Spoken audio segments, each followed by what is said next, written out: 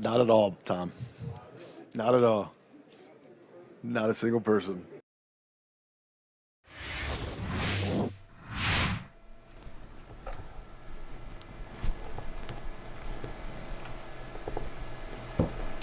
You know what? I don't believe you. I mean, or the Ron Burgundy. I don't believe you. I don't believe you. Alonzo is better. You put her in the back seat. Bam, code X. Code X. Boom, boom. Because you never know. You never know. Look, if no general manager, and if he is telling the truth, Mike, general manager of the Green Bay Packers, Brian Gutekunst, talking about Aaron Rodgers. Nobody's called Aaron Rodgers last year. We know the whole story. He wanted out. He tried to pull a big-time move, boss move right before the draft. For day one of the draft, try to get himself out of Green Bay. Unhappy with the situation there. On and on. We know the story. And so Aaron Rodgers out of Green Bay has been a topic since that time. It's been a consistent topic. So if Brian Gutekunst is telling the truth, then no general manager has called him. That means a bunch of general managers are not doing their jobs. Are you? If Aaron Rodgers, the MVP of the league, might be available, might be unhappy, you're not sure. Hey, might be. You don't know. You don't know. I can't read your mind.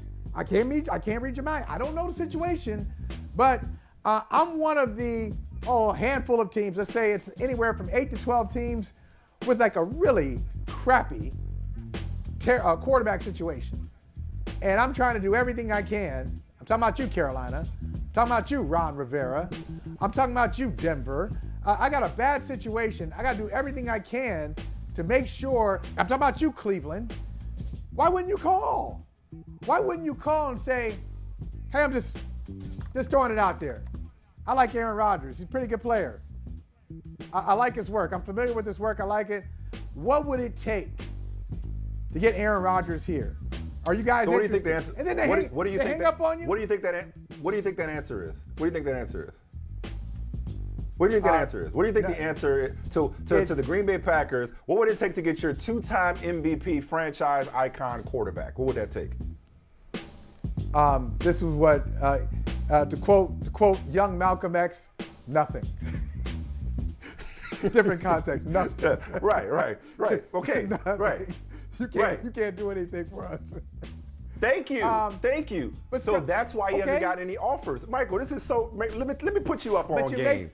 Because see, here's the thing. No, you don't make the first move. No, let me educate you, young buck. Let me educate you. Let me give you some advice here, because after I got married, I got all the game. Okay, I got all the game after I got married. You don't always have to make the first move. Sometimes you kind of let it play out a little bit. You play it cool. You don't want to seem too desperate. You don't want to give away the leverage. Why would you call the Packers when you already know Aaron Rodgers is not available? The only person that you should call if you're another team, from a Packers perspective, he's not. The only person you should call if you're another team is Aaron Rodgers. But you can't, because I can't really wink right. That's illegal. Yeah. Okay? Yeah. So you don't want to make the first. Now, don't get me wrong, Michael. You're doing your due diligence. See, there's a difference between making the offer to the Packers and engaging with the Packers for a player who's not available. And if he is available, the price would be astronomical, and doing your due diligence. So, yeah, you back channeling this thing. You already know if Aaron Rodgers is in on your team or not. You're waiting for Aaron Rodgers to make a decision, to make the call to Green Bay to either say I'm back or get me up out of here. Once Rodgers does that, now the Packers have lost leverage, and Rodgers can dictate what the price would be. So if Rodgers is like, hey, you're in cap hell, I don't want to be here, move me, he's going to dictate the place he goes to, because wherever he goes is also going to have to invest probably like $100 million over 2 years or whatever is being bantered about. So the way you play this game is you lay in the cut and you just wait for them to figure their thing out. Okay? You wait for Rodgers to figure out what it is he wants to do. And if Rodgers wants to come to Denver, Denver ain't got to pick up the phone. That'll take care of itself. If Rodgers wants to come anywhere else in the NFL, that'll take care of itself. Making an offer to Green Bay is a moot point. Because if Green Bay says, all right, yeah, well, it'll take 3 first-round picks and 3 second-round picks, plus 2 players, you're going to say okay without having talked to Rodgers to figure out, A, if Rodgers wants to play, B, if Rodgers wants to play for you, C, what kind of contract is it going to take to get Aaron Rodgers on your team? So you better off playing it cool and letting the game come to you. Okay. Well, I feel like what you just said, I feel like you just spoke just a really long essay in a foreign language to me. Because I don't understand any of that. I don't understand, like, what is this thing you call game? Remember that old commercial? There's a commercial. A guy gets on the elevator, locks eyes with an attractive young woman, and by the time the elevator goes from floor number 5 to floor number 1, he has envisioned a date, marriage, kids, retirement. Michael, remember, you are talking to the guy who asked his future wife for her email address because I didn't want to be too intrusive. So you know that I did the same thing. I wasn't good when I needed to be good. I got all this perspective about being cool and playing the game right after it was of no use to me. So I'm here to just educate the next generation. You know what? Or in this case, educate these thirsty GMs. Don't be too desperate. They don't like desperation. Come on. Now listen. Michael Smith, you ain't never been desperate. I know your story. I haven't. You've never been, you haven't been desperate. Okay.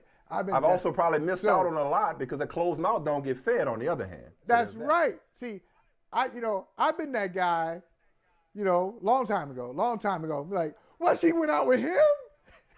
Really? If I'd have known that the bar was that low, I mean, really? Damn. What? She's not out of my league. So, right. That's right. Because I was the last day of school pimp. By the way, last day of school pimping is where it's at. That was me. I don't know if you remember those days. That's when I worked up the nerve to say something on the last day of school. You know what? Oh, it's gonna be a great summer. Why don't you sign my yearbook? Put your name in, put your number in there. KIT, them KIT days. They don't know nothing about the back of them pictures. Bro, what you know about the back of them pictures? What you know about the back of them wallets with the KIT and the heart over the I? And come on, man. I don't know who need to hear this, but it was a different day. The game was different back in the day. And you just had to move in silence. Like lasagna. I've never said that before, but I've never used that before. But for some reason, it just came out. You had to use it. So that's how you had to move. But last day of school, man, I was ready. Oh, you like me too? Man, we could have had so much fun. How about we keep this thing going? Well, I'm sorry, you were saying. That's it. Well, that's what I'm saying. That's who that move right there. That's where the Browns are. That's where the Broncos are. You can't afford to, I'm just going to sit back and wait. The Broncos been waiting since Peyton Manning retired. And before Peyton Manning got there, they were waiting since John Elway retired. Like, they're like every 2 or 3 Olympic cycles, the Broncos get a good quarterback. So they got to move. The Browns have been waiting since 1999. They got to go in there. You got to speak up. This is you're very desperate. And if you're Matt Rule and Carolina, you see all these, this subtweeting from your owner, David Tepper. Sources say, Tepper may not be happy with Rule, wants some changes on the staff, which he's already made. Thought this thing would be turned around a little faster. These are desperate franchises. You got to make the call. So that's all I'm saying. Look, and Brian Gutekunst can sit there and think before the phone starts ringing, he'd be like, oh, they call me. I know what I'm going to tell them. But all it takes, I say, make moves, make trades with desperate people and desperate franchises because they give you a lot more than market value. Who knows? Hey, thanks for watching Brother from Another on YouTube. Make sure you hit subscribe before you leave and be sure to watch us 3 to 5 p.m. Eastern Time on Peacock. Appreciate you.